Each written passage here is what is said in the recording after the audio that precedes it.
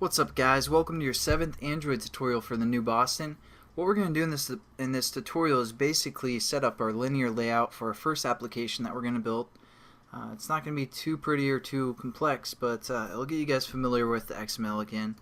So what we're going to do is we're going to delete this text view, the second text view, and basically what this application is going to be is adding and subtracting to a number according to which button is pressed. So we're going to add some buttons, and we're going to also change some other things within this text view. Now, the first thing I want you guys to do is change our linear layout back to vertical, just because horizontal freaks me out.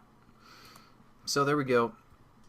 And now what we want is oh, there's no title from the last tutorial. We're going to change our text to something like your total is and then 0, something like that, and then save it, and we're going to check that out. That looks pretty good, but that text is pretty small, so let's see what we can do about that. Again, within our text setup part, we can say Android, if you spell it right, and then colon, and you can see some of the methods that we can use. There's quite a few for a text view, and there's one called text size, so we're going to select that one, and what you can do is set up like 45 pixels, and it's a little bit bigger. So that's cool, but the thing is, we don't want to use pixels because like I said before, different Android phones have different resolution for their screen, and some have a pretty high resolution, which will make 45 pixels really small. So we're going to kind of use a ratio by using the density pixels. So this is going to keep it kind of consistent. DP for density pixels. That's going to keep it kind of consistent for all the devices that we're going to be working with, because it's going to be sized according to the density. Now, as you can see, it's big text. Looks pretty nice, but now what we want to do is kind of center this text. So we can say, let's see if we have any methods for that we can do, or actually this one's not very self-explanatory unless you guys do other programming. We're going to say Android layout gravity. And again, another nice thing about Eclipse is if you guys forget what you want to set this equal to, you can just delete that and hit equal, and it'll pull up some choices for you, such as center. So we're going to click center, and then check that out. So it centers our layout, or centers our text view. And since our text view wraps the content, it's basically going to center our text as well. But let's say our text is fill parent, or text width, I should say. I'm sorry, fill parent. And let's see how that looks. Now, as you can see, what it's doing is it's centering basically our parameters, or our size of our layout for the text view.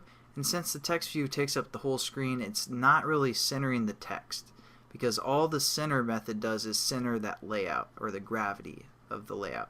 So now what we can do is actually just center the text within whatever our text size is. So we can also do a method called, and this is just to show you guys some more methods. You could have just done the wrap content and the layout gravity equal the center, but you can also do Android gravity instead of layout gravity and set that equal to center as well, and that'll center our text within whatever our width and height is that we set for a text view. So there you go.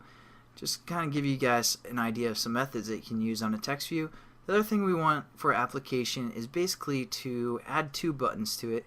So how we're going to add a button? Well, it's actually pretty simple. Again, thanks to Eclipse, we can hit the greater than sign, and it gives us a lot of choices that we can choose from, such as a text view. But we're going to look for one called a button. Pretty awesome. It's right there. Now we need to set up what this button is going to do. So we're just going to say Android layout width, and we're going to say something like we can also do 250 dp for density pixels, and Android layout height, we're going to have it wrap the context. So hopefully you guys are kind of getting familiar with XML, even though it's brand new to you, to a lot of you guys. But at least I hope you know what's going on here for the most part, even though we just started with this.